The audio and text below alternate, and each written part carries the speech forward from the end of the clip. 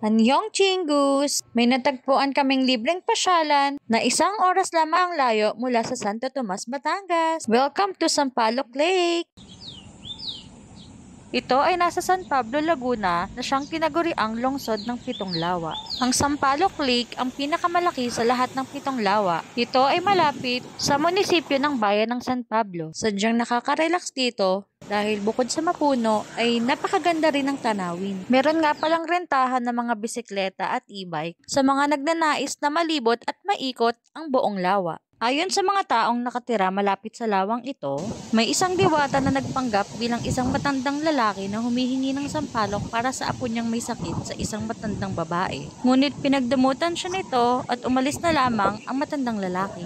Matapos ang ilang oras ay nagkaroon ng paglindol at tunog ng kidlat at nagsimula ang paglubog ng lupa kasabay ang puno ng sampalok at pag-angat ng tubig. Matapos ang pangyayaring ito ay tinawag na ito ng mga tao na lawa ng sampalok o Sampaloc Lake. Hanggang sa susunod, Chingus! Annyeong!